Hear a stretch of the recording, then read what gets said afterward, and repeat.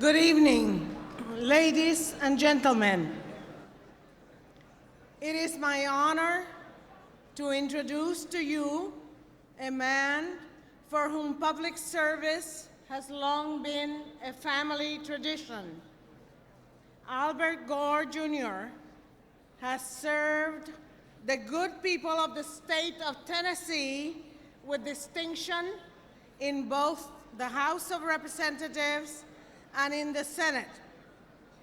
Since 1992, Mr. Gore has completely redefined the office of the Vice President. We are proud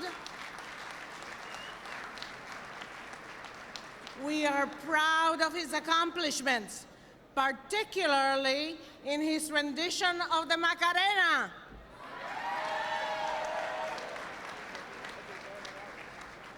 Ladies and gentlemen, please join in a warm Hispanic welcome to Vice President Al Gore.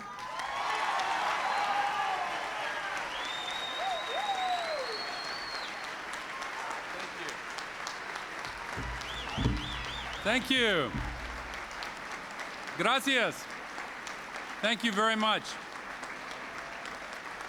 Thank you.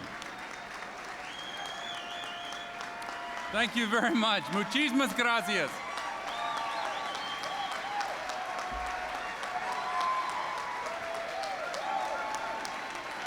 Gracias.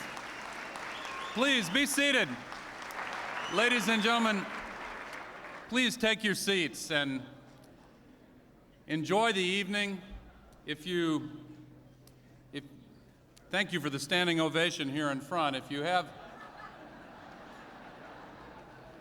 Thank you very much, Carmen, for your very generous introduction. I'm very grateful to you. Javier and Carolina, ladies and gentlemen, and distinguished guests, I would like to acknowledge some of those who are present here with the President and me this evening, including cabinet members of the President, the Secretary of Energy, Federico Pena, and his wife, Ellen, the Administrator of the Small Business Administration, Aida Alvarez, and her husband, the Permanent Representative to the United Nations, Bill Richardson, the Attorney General of the United States, Janet Reno, the Secretary of Housing and Urban Development, Andrew Cuomo, the Secretary of Labor, Alexis Herman, the Secretary of Transportation, Rodney Slater, the Secretary of the Treasury, Bob Rubin, the Director of the Office of National Drug Control Policy, Barry McCaffrey. Also, key members of the White House staff who are present: Maria Echeveste, Special Assistant to the President; Mickey Ibarra, Special Assistant to the President; Janet Murguia, Marie-Therese Dominguez, Patty Solis Doyle, Jose Cerda, Melinda Bates, and Capricia Marshall.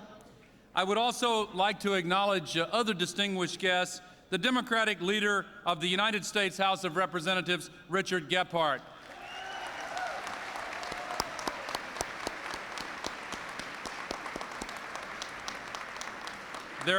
There may be other distinguished guests who I have not acknowledged. The oversight is unintentional. Thank you very much for your warm welcome. I was honored to be able to attend your Issues Conference yesterday, and I thank you for your invitation to be here this evening. This is the 20th anniversary of the Institute and of this gala. The money raised here has been providing internships and fellowships for so many talented young Latinos. These internships and fellowships are about giving young people a chance to really see how their government works, making sure these young voices are heard in the halls of Congress. And most of all, they're about giving young people a hand up in life. I'm very proud that under President Bill Clinton, These young people are growing up in a United States of America that proudly embraces all of its people, inclusively cherishing our diversity. With President Clinton's committed leadership, we have created an administration that embraces America's glorious diversity. He has appointed Hispanics to a record-breaking number of important positions because we need to race into the next century together, utilizing the talents of all of our people. Today, we have one of the most diverse administrations in history, with twice as many Hispanic appointees as any of President Clinton's predecessors.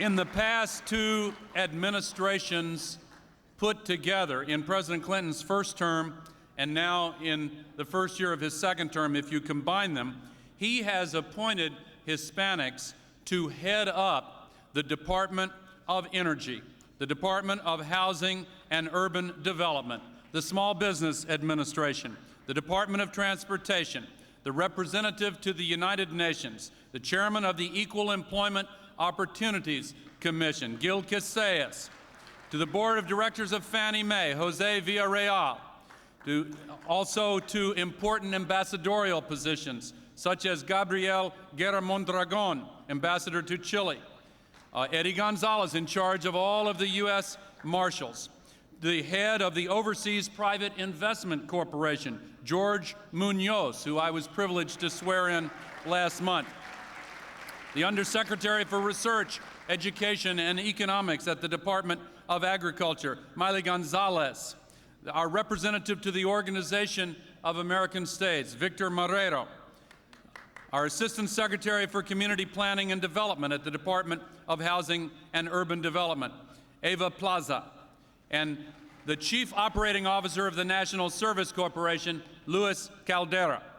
Recent nominees like Carolyn Curiel as Ambassador to Belize and Gloria Tristani to the Federal Communications Commission.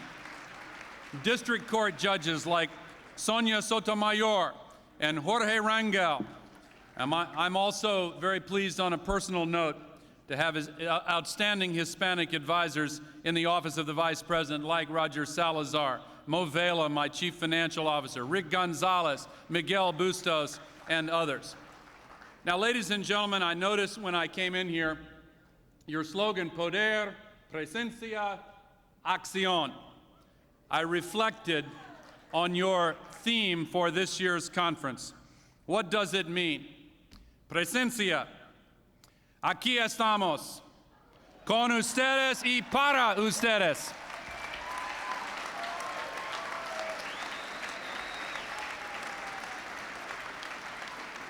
Acción. Acción. You taught us in the election of 1996 that acción means su voto es su voz.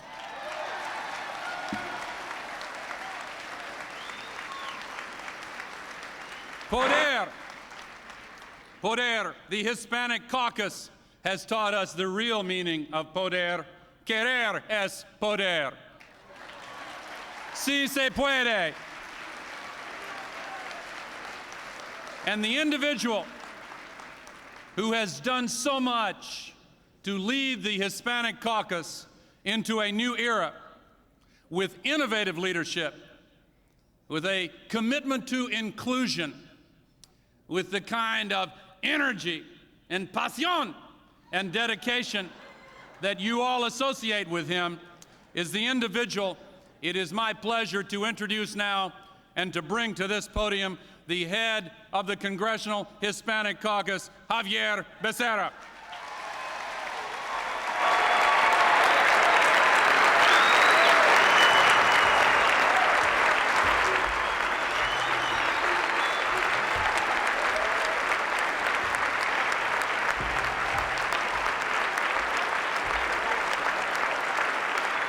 Thank you. Gracias. Gracias. Thank you very much. ¿Quién iba a decir que este pobre de hijos de México iba a poder darle un abrazo al vicepresidente de los Estados Unidos, ¿verdad?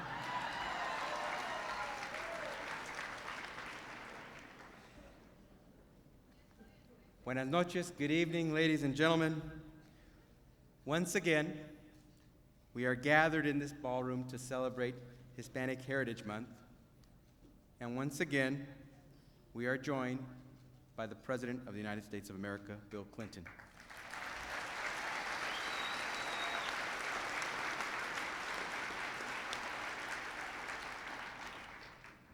But just as every other year, this year has become even more special because tonight, for the first time since he was elected president, we also have the Vice President of the United States, Al Gore, who has graced us with his presence tonight.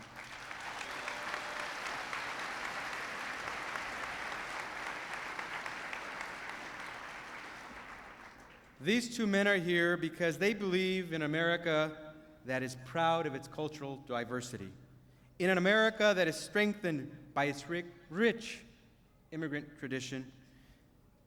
And although we are not at the end of the road, the Clinton administration comes closer than any of its immediate predecessors in reflecting American reality, ethnically, racially, and with regard to gender.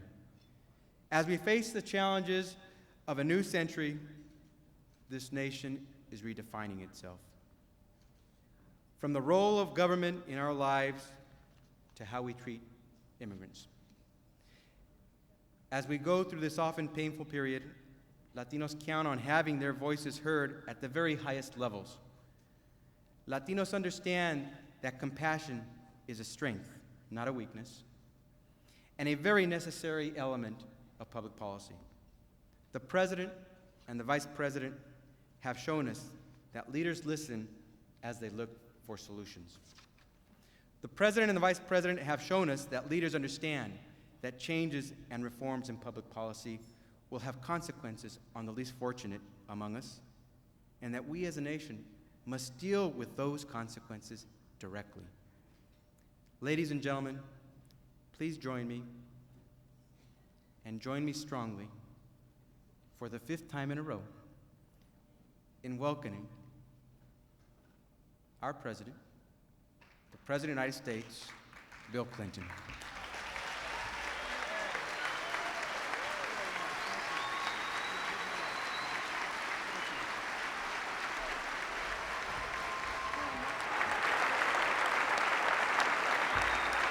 Thank you.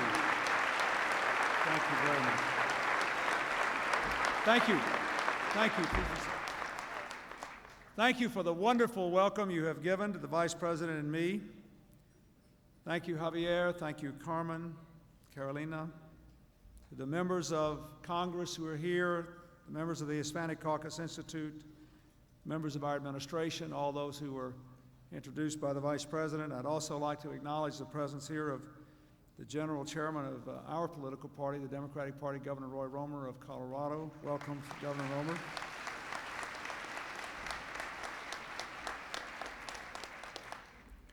Javier pointed out that I have been here all 5 years I have been president. I come because I have a good time. I like it. I know that here I will see the future of America, the vitality, the energy, the commitment, the passion necessary to make this country what it ought to be. But I have been here 5 times. I mean, you know, those of us who are linguistically challenged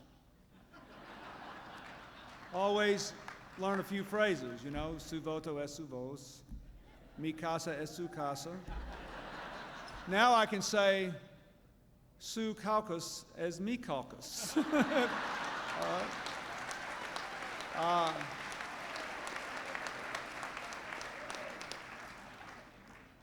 I come here because when I leave here, I feel more alive, I feel more committed, I feel new energy, and I like what I see.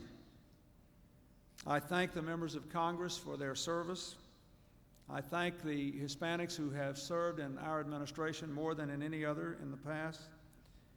The members of the cabinet who are here, Secretary Pena, Ambassador Richardson, Aida Alvarez, to all those from the White House, Maria Echevesta, Mickey Ibarra, Janet Mugia, and others, to my speechwriter, Carolyn Curiel, whom I will soon nominate to be ambassador to Belize.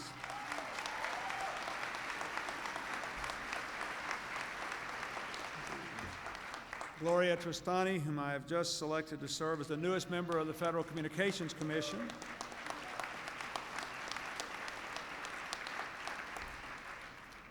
There is also another person here I want to acknowledge who will have a lot to do with seeing that the face of the federal government and the policies of the federal government reflect the face and the heart of America.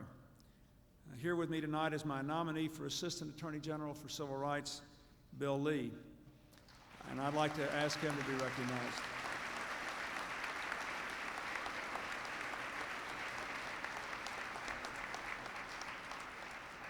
He grew up a Chinese American in New York, has spent a lot of his life working for the NAACP Legal Defense Fund. He has worked to defend and protect the civil rights of the most vulnerable among us, and I thank you for your continued support for his nomination. I'd also like to mention two people who aren't here tonight. We all miss Frank Tejeda, whose career ended far too soon, as did his remarkable life. But I want to say again how much I enjoyed working with him and how much I miss him. And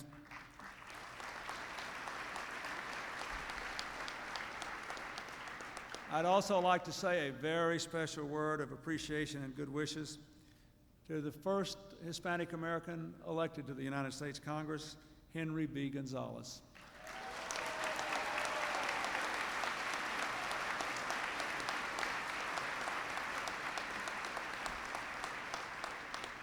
He has been an irrepressible force for progress.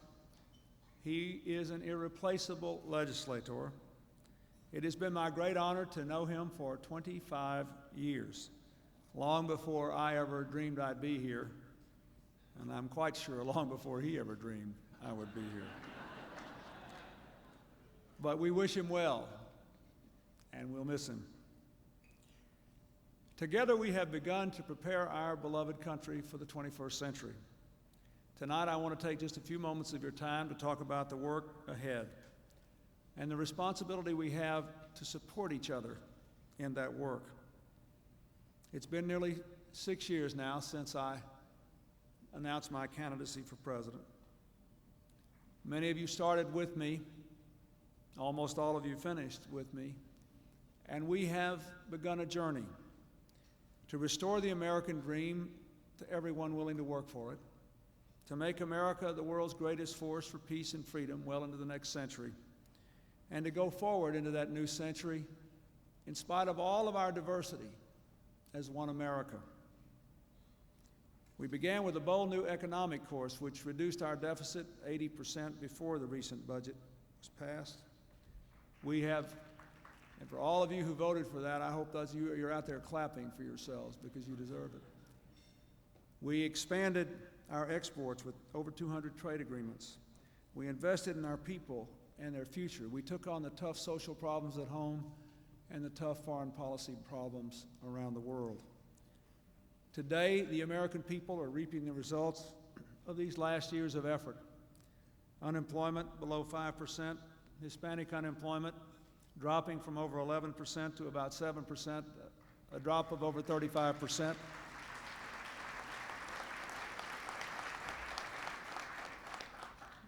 Record rates of small business growth, with Hispanic American businesses growing at 3 times the rate of overall business growth, and hundreds of thousands of new Latino-owned homes in this country.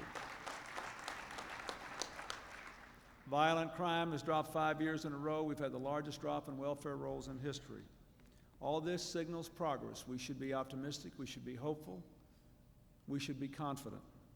But we all knew we have more to do before every one of our people, every one of your people, and every one of the American people will be prepared to do well in the 21st century. The first thing we have to do is to continue to expand and improve educational opportunity. I am proud that the budget I just signed represents the largest single increased investment in education since 1965.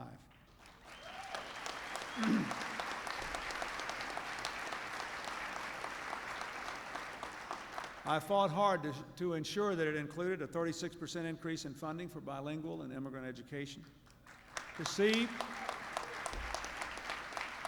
that it expands Head Start. It funds our America Reads program to mobilize up to 1 million volunteer tutors to make sure our children can read well at an early age.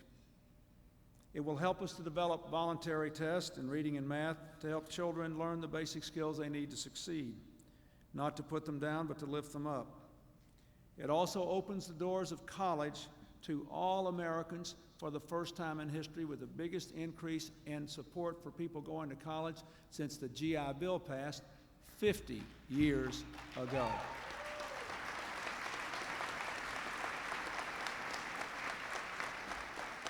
There's the largest increase in Pell Grants in more than 2 decades, a $1,500 Hope Scholarship tax credit to open the doors of the first 2 years of college to all Americans, and further tax credits for all higher education for people of all ages, because we know we have to have a system of lifetime learning in America, and we should support that for people of all ages.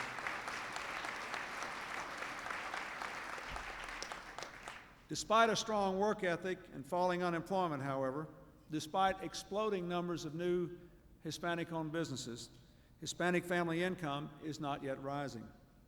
And one of the biggest reasons for this disparity in income is that too many young Latinos continue to drop out of school. The dropout rate for Hispanic American remains far above the rates for whites or African Americans. Many of these young people leave school for responsible reasons, to begin to help their families by working. But increasingly in a global economy, we must teach our children that responsibility means staying in school and going the whole route.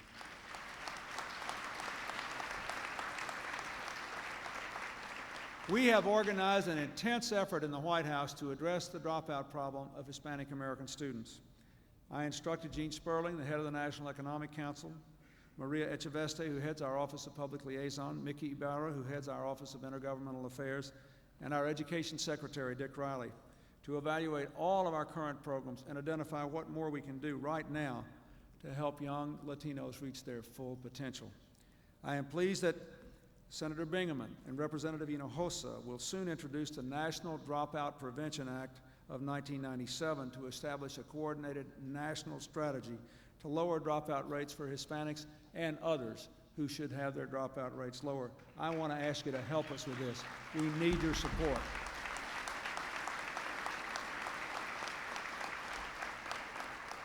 Let me also say, in the context of education, that balanced budget agreement just sets a framework for the next few years.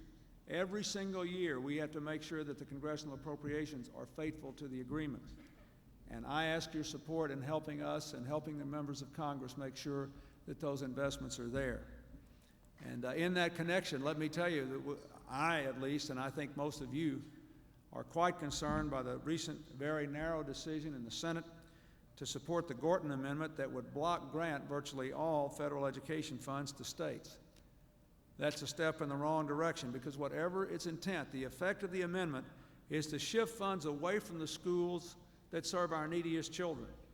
And unless we can persuade them to change it, I will not hesitate to use my veto power to prevent that hasty decision from becoming the law of the land.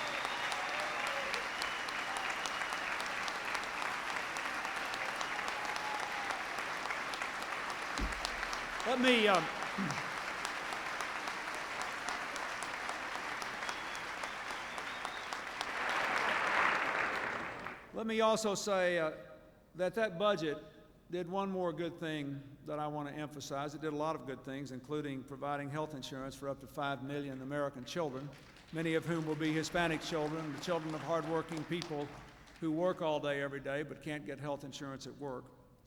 It also kept the promise I made last year to restore benefits to legal immigrants who come to this country legally, work hard, and contribute to our society. And I thank the members of Congress who are here who made that possible. The second thing we have to do is to sell more of our goods and services around the world. We have 4% of the world's population, 20% of the world's income, 96% of the world's consumers live somewhere else. The growing developing economies are growing at 3 times the rate of our European and other traditional trading partners. We have no choice but to compete for those new markets. Indeed, 70% of our export growth this year comes from our neighbors. Canada to the north, and all the other neighbors are to our south. Mexico, Central America, the Caribbean, South America, 70% of our growth is there. Now, the legislation I sent to Congress today to renew the President's traditional authority to negotiate trade agreements, to open markets to our products and create good jobs, contains important provisions that will enable me to negotiate to protect both worker rights and the environment.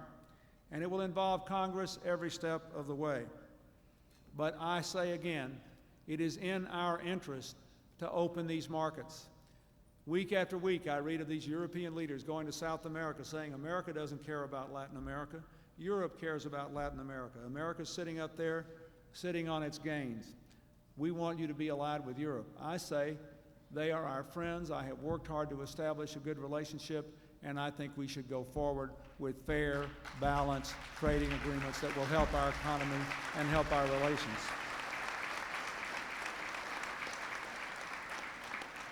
I want to say a special word of thanks to Congressman Becerra and his allies in the Hispanic Caucus for the contributions that they made when I last went to Latin America several months ago, when I went to Mexico and Central America and to the Caribbean. Congressman Becerra and Congressman Reyes went with me. Congressman Romero Barcelo joined us in the Caribbean. In a few weeks, I'll be going for a week's visit in Brazil and Argentina and Venezuela, and I am looking forward to working with you, Congressman Becerra, and with the caucus to make this trip productive for America as well. Thank you very much.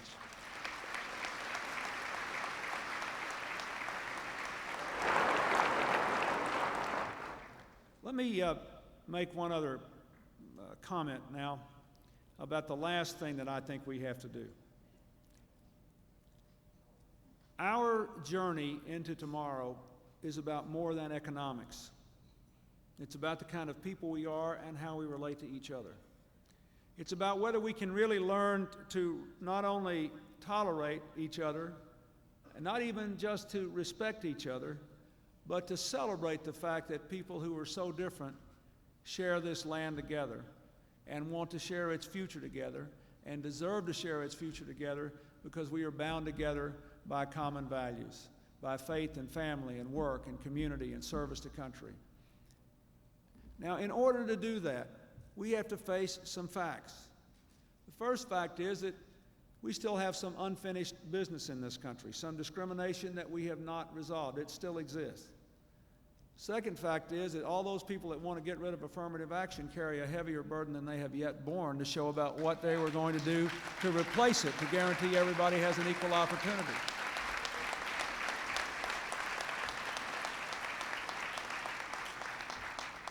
The third thing we have to do is to treat each other respectfully and honestly in all of our dealings, particularly in putting together our political system. So in that connection, let me just make one comment more about the census coming up in 2000 and the whole issue of sampling. My sole goal is to have the most accurate count of Americans. I have no other political agenda. I have never been involved in this in any way, shape, or form. Every expert who has reviewed the census process, including a recent report from the National Science Foundation, says that the sampling method the Census Bureau proposes to use in the year 2000 is designed to count hard-to-find Americans, including the homeless and some minorities, not to leave them out. We are not interested in counting people who do not live here and do not exist, but we want to make sure, finally, that everybody who is here is counted in the census of the American people in the year 2000.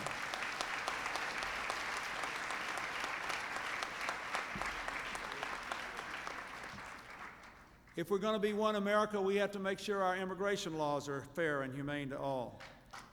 To that effort, we have undertaken 2 initiatives I want to mention briefly. First, we're seeking to extend the legal authority that permits people to obtain permanent immigration status without having to leave our country, often leaving their families and their tribes behind.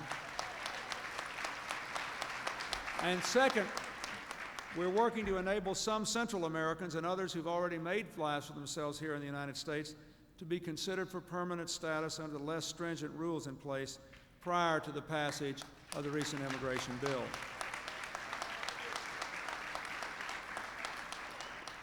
But the most important thing we can do is to really make up our minds that we're going to share the future together.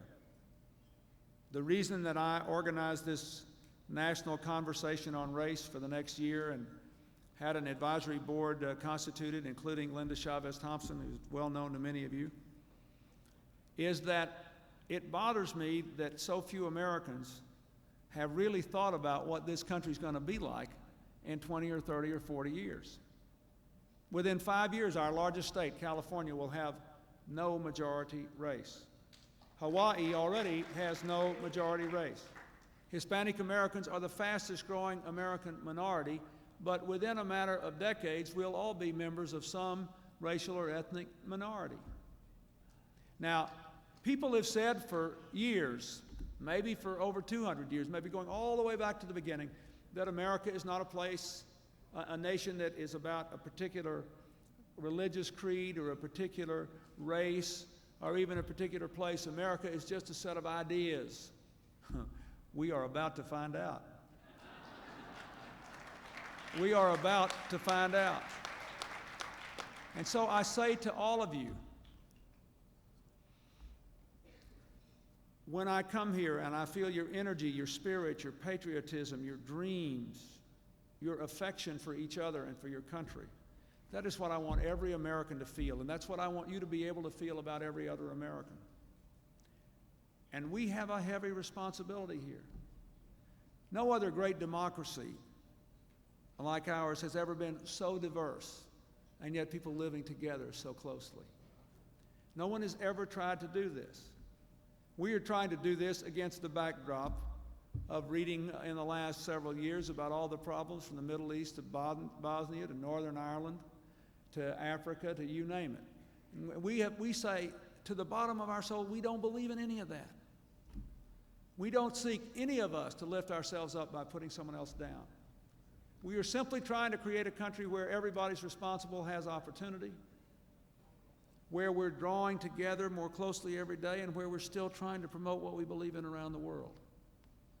You, as the fastest growing group of Americans, have a special responsibility to make sure that message pierces the mind and heart of every one of your fellow citizens. Because if it does, we'll take care of the economics. We'll take care of the other work we have to do. If we can get our hearts right and our heads straight about how we're going to do this together, we will get to the next century with this country still the greatest nation in human history. Thank you, and God bless you.